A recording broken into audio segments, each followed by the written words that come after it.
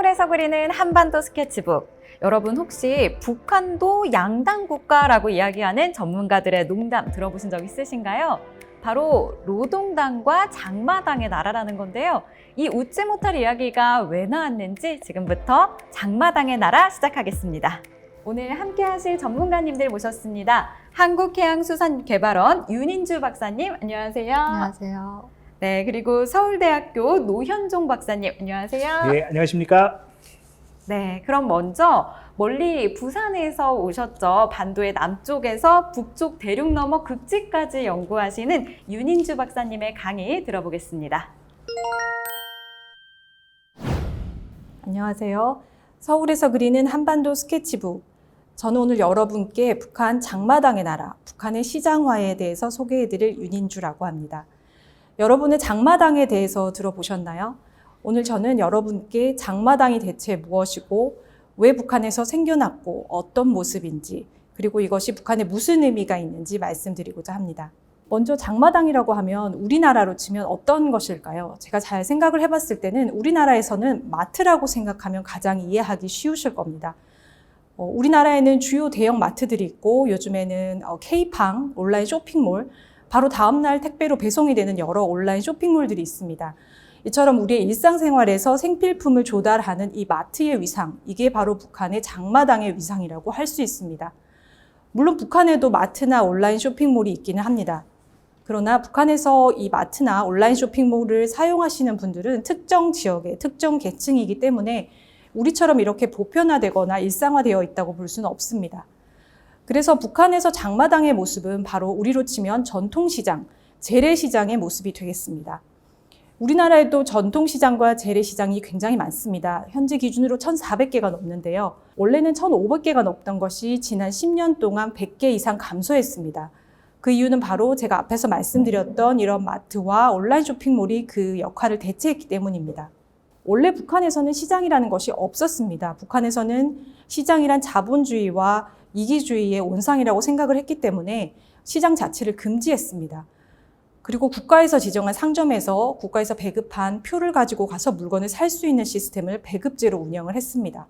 그러나 유일하게 농촌에서만은 국가에서 제대로 물품을 다 공급하지 못할 경우에 주민들의 생활 향상을 위해서 농민시장을 허용했습니다. 그래서 농촌의 주민들이 일을 쉬는 날을 중심으로 해서 10일장의 형태로 농민시장이 이루어졌습니다. 그런데 이런 농민시장이 어느 순간 북한 전역으로 퍼지기 시작했습니다.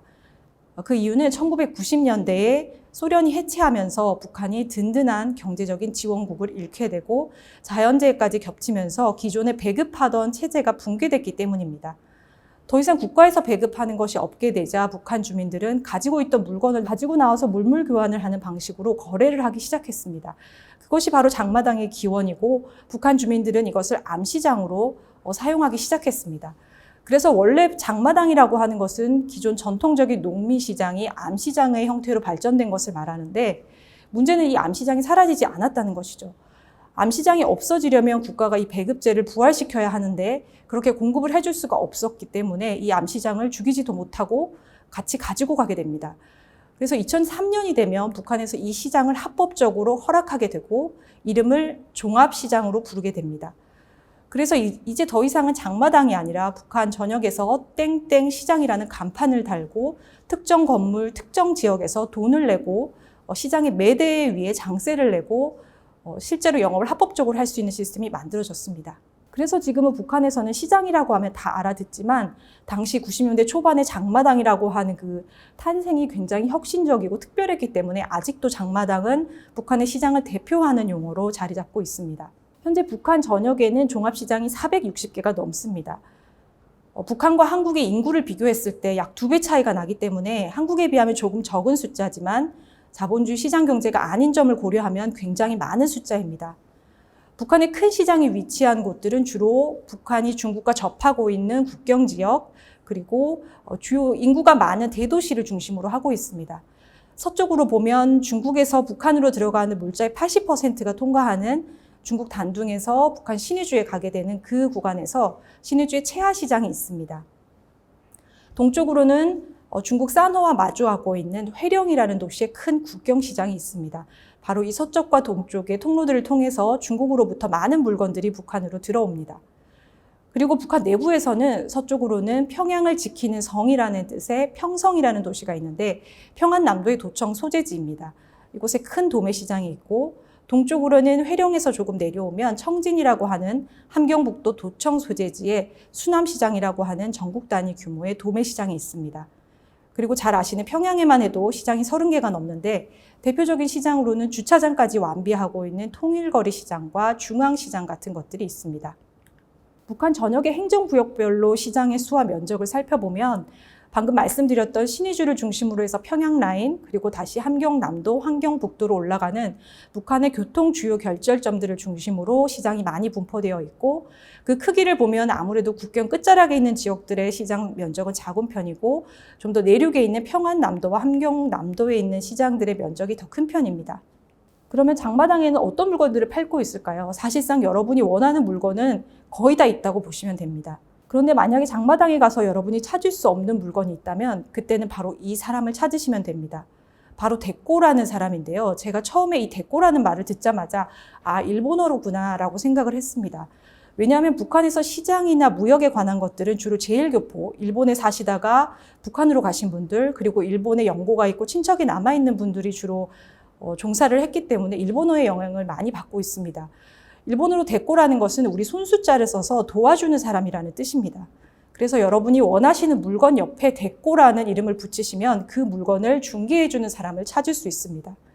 예를 들어 보겠습니다. 여러분이 북한에서 화폐를 바꾸고 싶으실 때 북한에서 기본적으로 북한 돈을 써야 하는데 실제로는 중국 돈이나 미국 달러가 많이 사용됩니다. 근데 공식 환전소 말고 장마당에서도 환전을 할 수가 있는데 돈을 깔아놓고 환전을 하지 않습니다. 이때 여러분이 찾으셔야 할 분은 바로 돈대꼬입니다. 이분들은 여러분이 수소문을 하시면 시장에서 어슬렁거리시는 분을 만나실 텐데 현장에서 돈을 환전해 주시는 게 아니라 자기 집이라든지 사람들 눈을 피한 곳으로 가서 돈을 환전해 주게 됩니다. 다른 예를 들어보겠습니다. 평면 텔레비전 같이 부피가 큰 물건들은 매일 시장에 가지고 나오기 힘들기 때문에 따로 창고에 물건을 보관합니다.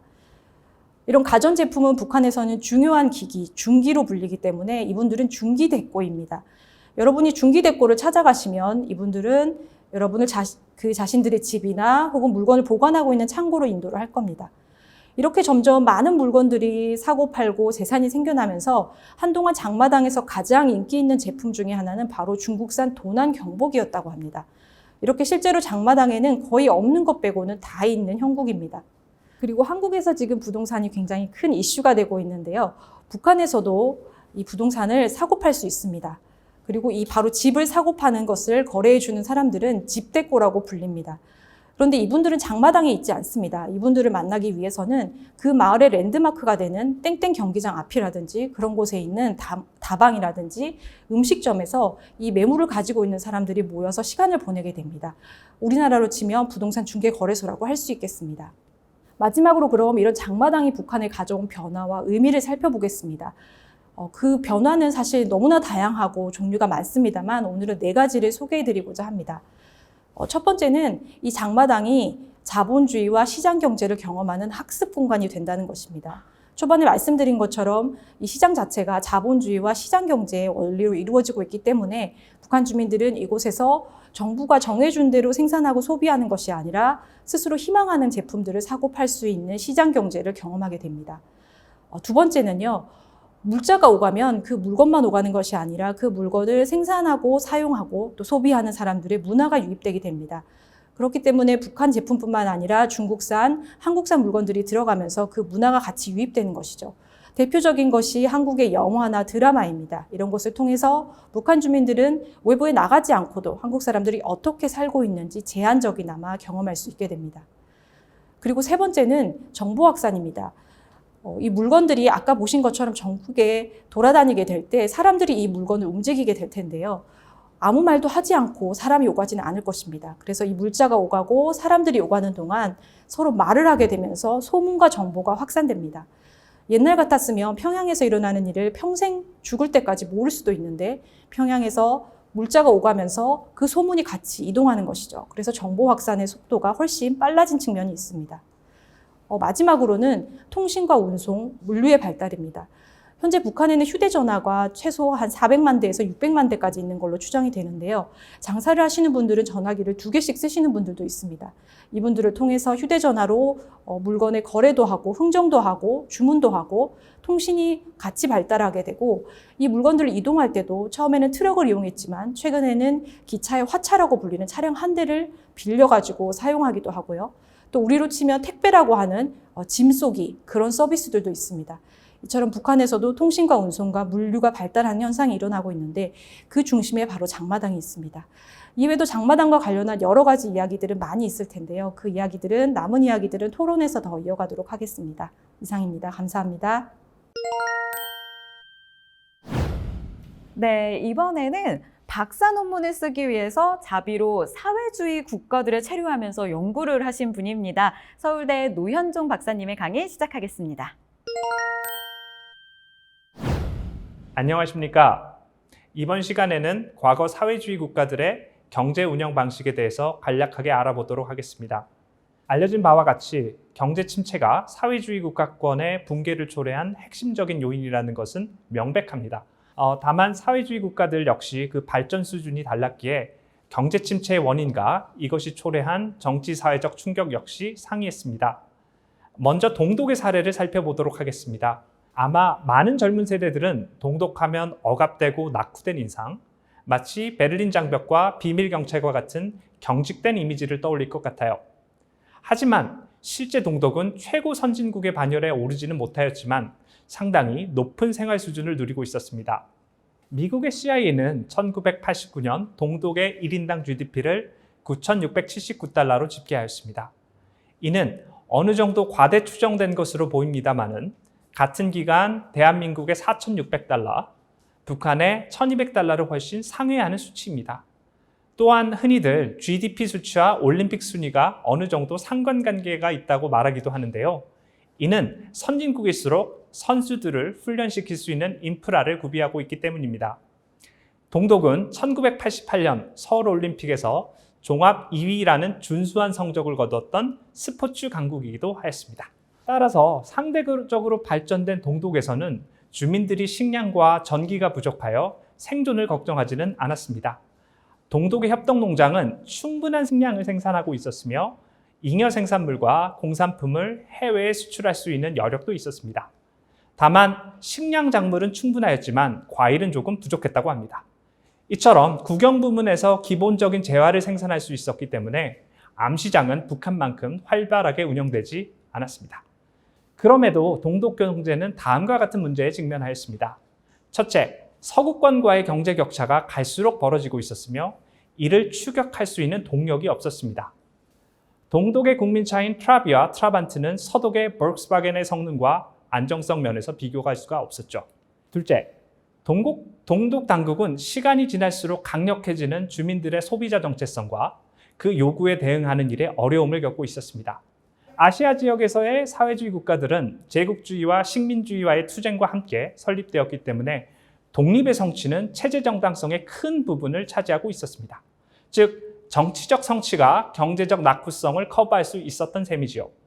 하지만 전후 소련의 후견으로 설립된 동독에서는 국가가 양질의 소비품과 여가 활동을 제공하는 것이 체제 정당성의 중요한 부분이었습니다. 이에 동독 정부는 나름의 경제적 제약 속에서 주민들을 만족시키기 위해 분주하게 노력했습니다. 실제 동독 주민들이 사용했던 물품들과 이들의 소비 문화는 상당히 수준 높고 자유로웠다는 것을 알 수 있습니다. 동독의 보그라고 할 수 있는 패션 잡지 쥐빌레는 이미 1950년대부터 발간되기 시작하였는데요. 표지만 보면 프랑스, 이탈리아 패션 카탈로그 같다는 느낌을 줍니다. 또한 1970년대 과거 나치에 의해 금지되었고 한때 부르주아 형식주의로 비판받았던 바우하우스의 전통이 복원되었습니다. 이는 바우하우스의 유산을 활용하여 소비자를 만족시킬 수 있는 양질의 제품들을 생산하고 수출하기 위함이었습니다. 게다가 동서독 간의 교류가 활성화되면서 서독의 소비품이 동독에 유입되기 시작하였습니다.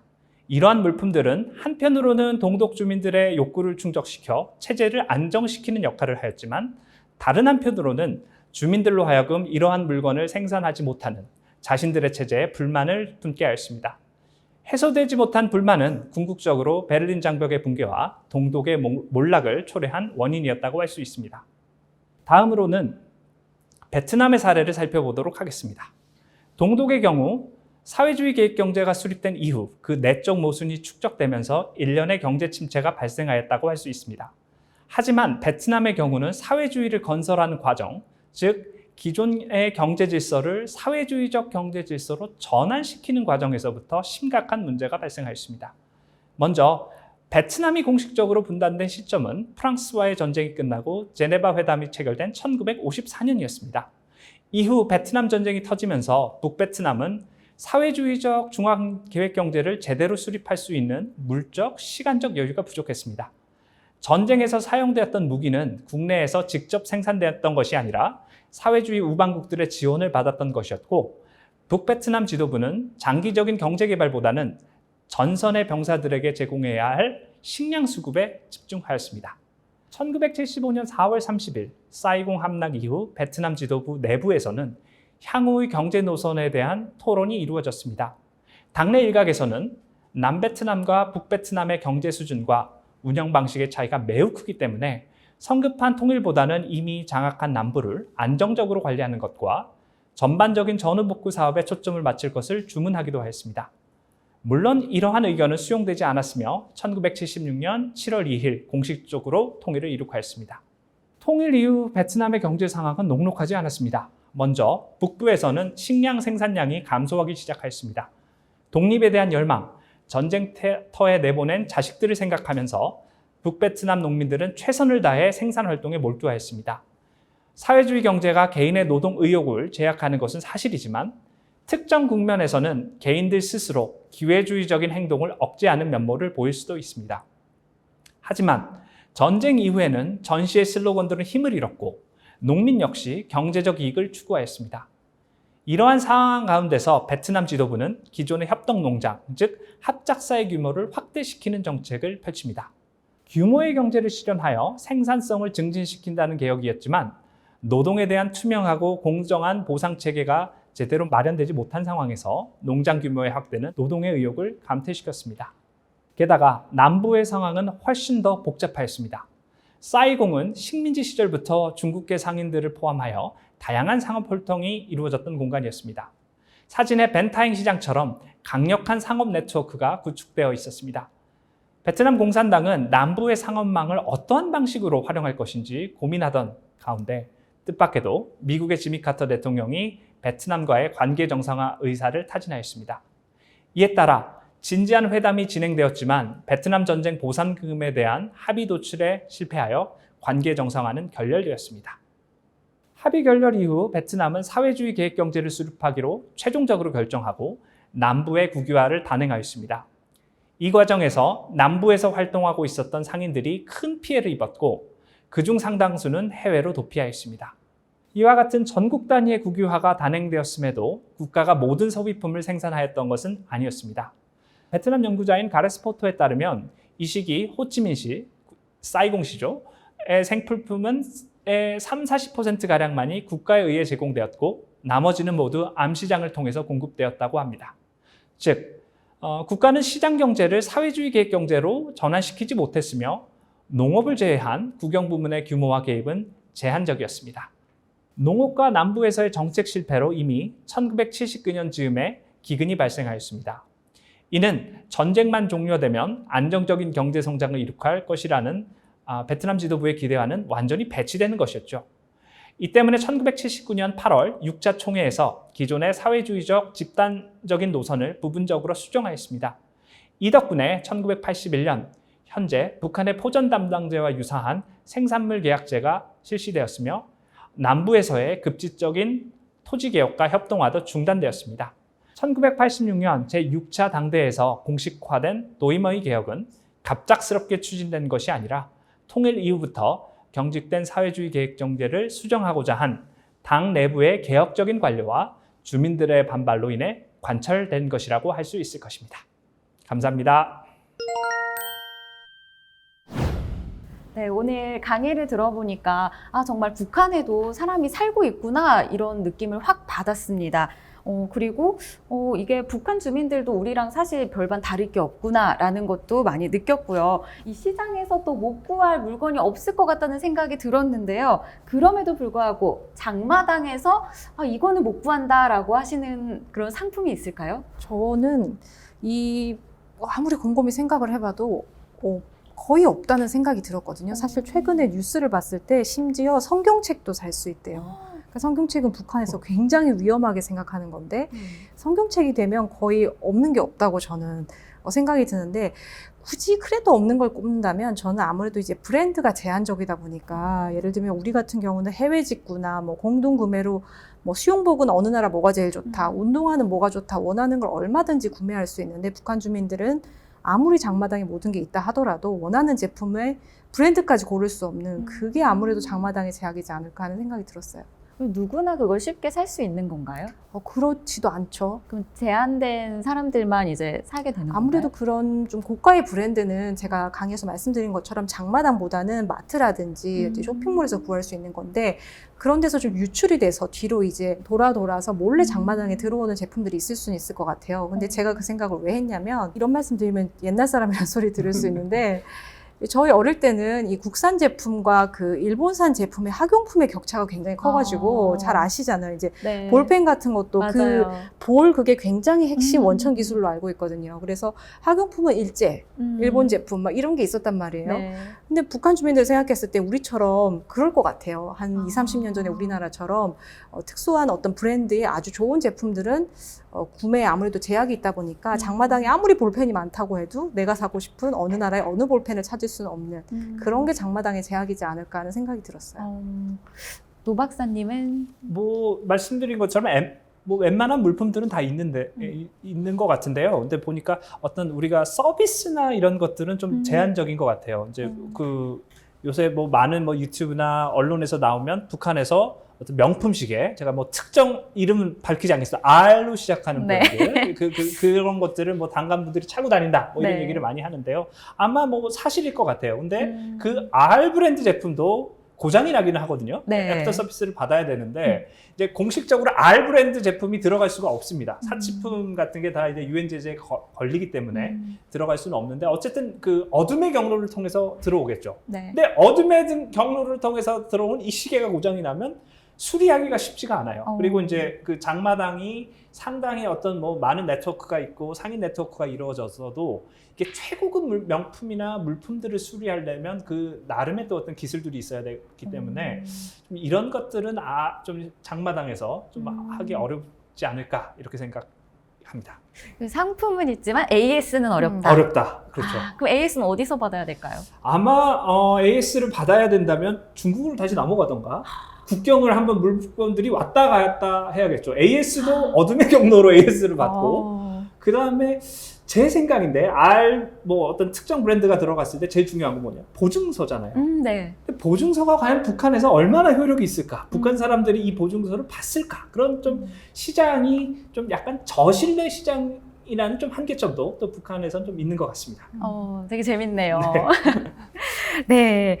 그리고 북한 주민들도 장마당에서 한류 드라마도 보고 또 무역 일꾼들을 통해서 다른 나라 이야기도 듣고 하면 나도 저렇게 살고 싶다라는 생각이 들 것 같아요. 지금 북한 주민들은 어느 정도까지 해외 이야기를 알고 있나요? 뭐 지금 최신 얘기는 아니고요. 한 10몇 년 전 얘기인데요. 뭐 그 어떤 한 분이 이제 탈북해서 한국으로 왔다고 합니다. 그래서 처음 와서 노래방을 처음 가가지고 틀어주니까 총 맞은 것처럼 어떠한 아무런 부담감 없이 이렇게 노래를 부를 정도가 10몇 년 전 이야기예요. 그러니까 지금 이 정도면 뭐 훨씬 더 해외 소식이 많이 들어갔다 이렇게 볼 수 있겠죠.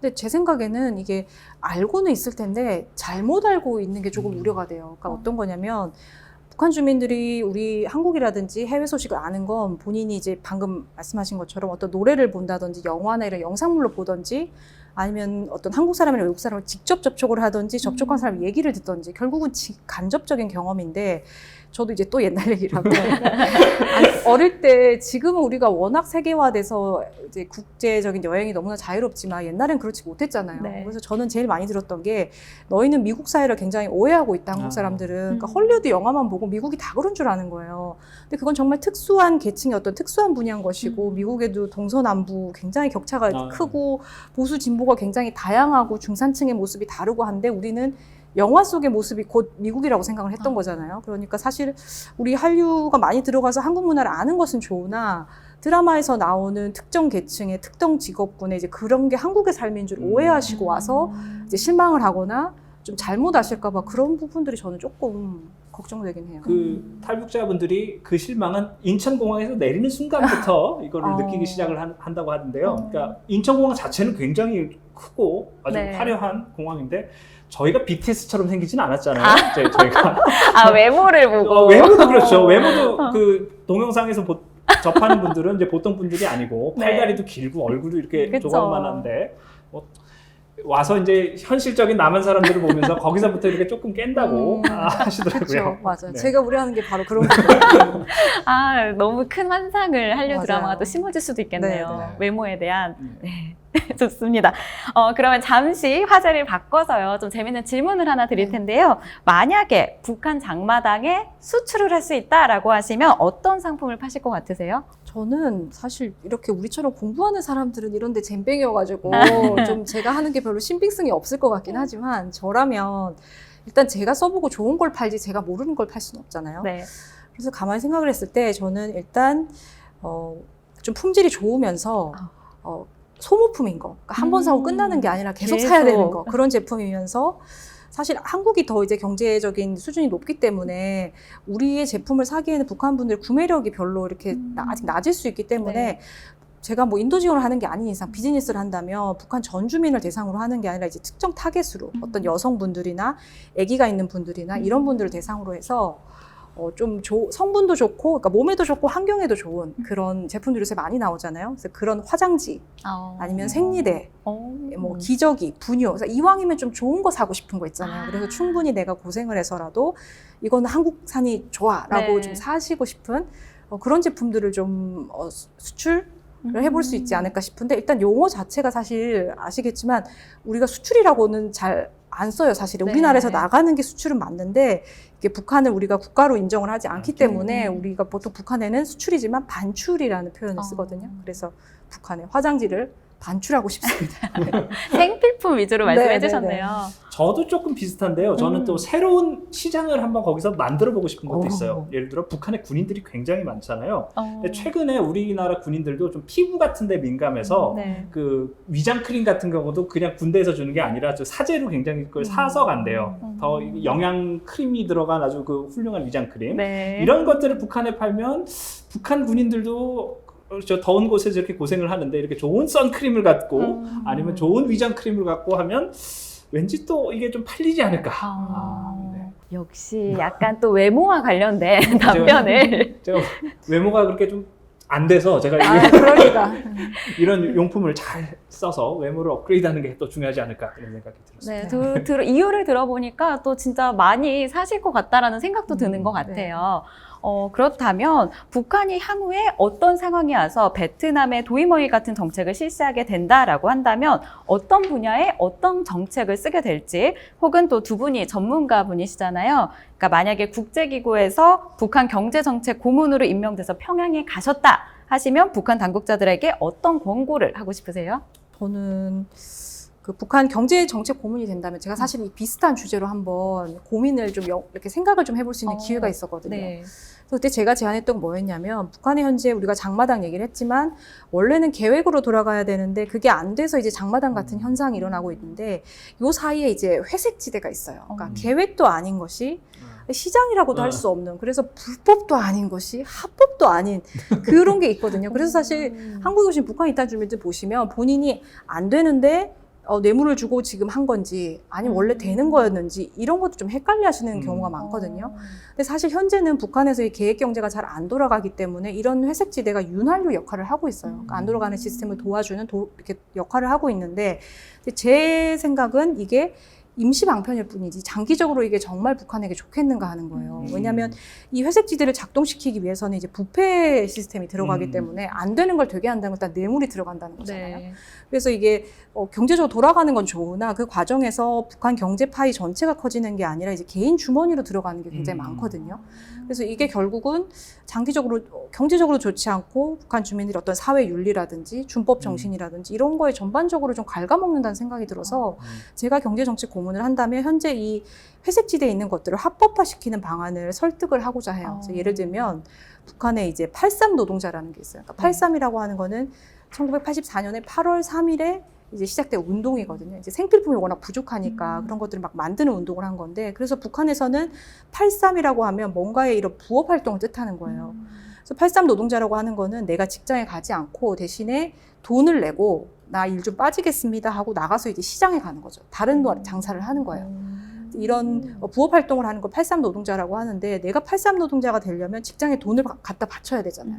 그럼 이 지배인이 너무나 청렴하셔서 이 돈을 가지고 이 공장 운영에만 쓰면 좋은데 분명히 일부는 자기 주머니로 가져갔을 거란 말이죠. 그래서 저는 이런 것들을 양성화시켜서 합법화시켜주고 아파트 같은 경우도 건설 허가를 받게 되면 그 건설 허가를 해준 사람들한테 한 두 채씩 이렇게 상납을 하거든요. 근데 이런 것도 시스템도 개인의 투자를 합법화시켜주면 이렇게 새는 돈들이 좀 없어질 것 같아서 그런 제안을 좀 해보고 싶어요. 예, 뭐 도이머이에 대해서 조금 말씀을 드리자면요. 네. 좀 도이머이에 대해서 우리 좀 한국 학계가 갖고 있는 좀 어떤 오해 같은 게 하나가 있어요. 우리가 이제 도이머이 하면 북한이 이제 개혁 개방을 해서 이제 고도 성장을 이룩하는 어떤 그 이제 마일스톤이라고 생각을 하시는데, 실질적으로 도이머이가 86년도에 시작이 됐는데 86년도를 잘 보면 소련이 남아 있을 때잖아요. 그래서 그 도이머이는 초기 86년도에서는 그 사회주의 틀 안에서의 개혁으로 시작을 했습니다.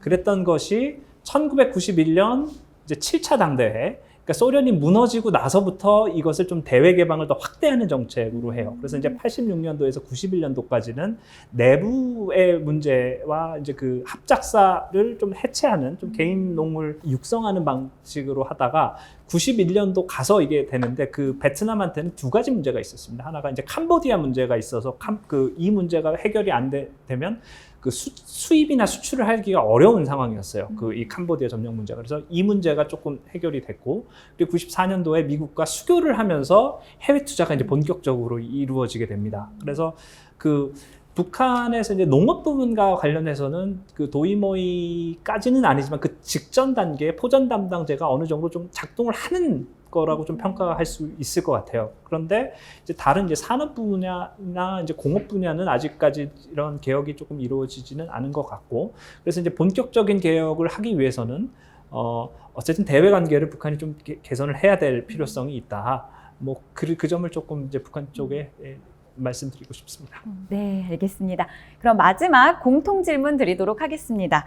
우리가 북한을 이해하고 공부해야 하는 이유 혹은 북한을 쉽게 이해할 수 있는 방법은 어떤 게 있을까요? 예, 북한을 왜 이해하고 왜 공부를 해야 되나? 뭐 저도 이제 학생들한테도 많이 받는 질문인데요. 네. 옮길 수가 없어요, 우리나라 땅에. 우리 위에 있는, 우리가 좋던, 우리가 좋아하지 않던, 우리 위에 있고 북한의 존재로 말미암아 우리 사회가 제약이 되는. 그러니까 이런 표현을 하면 조금 문제가 될 수도 있겠지만, 층간 소음을 일으키는 이웃이다.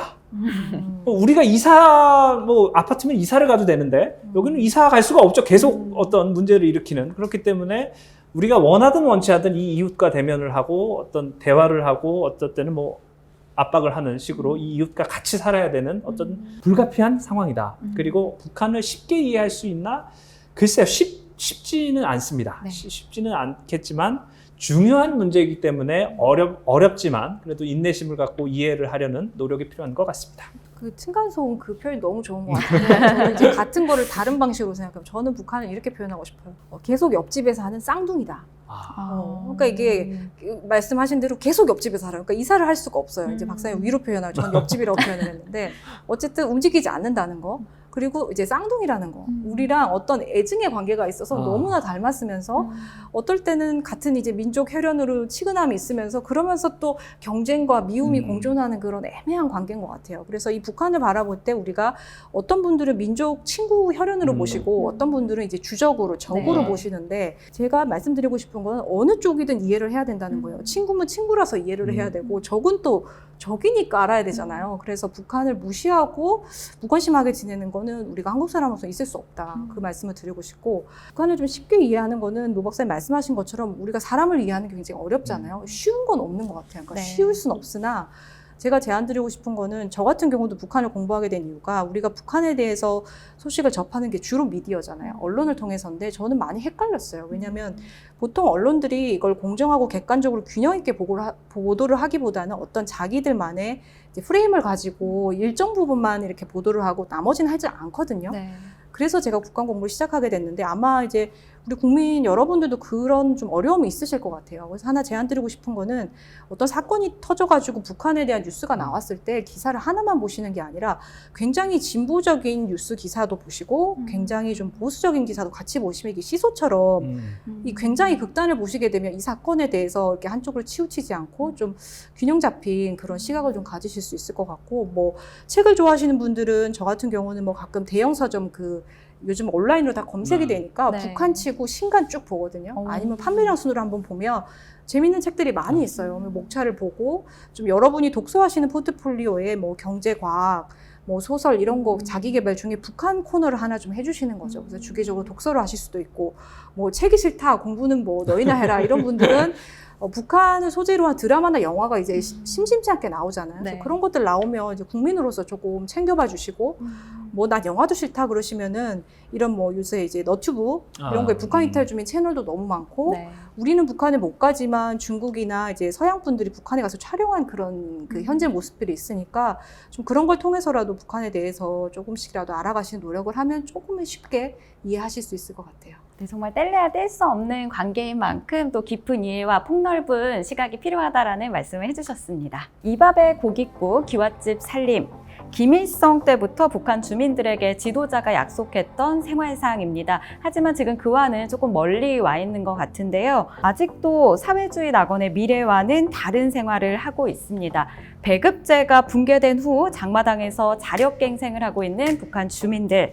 북한이 진정한 개방과 개혁을 통해서 모든 주민이 쌀밥에 고깃국을 먹을 수 있는 그날을 기다려보며 서울에서 그리는 한반도 스케치북은 오늘 여기까지입니다. 함께 해주셔서 감사합니다.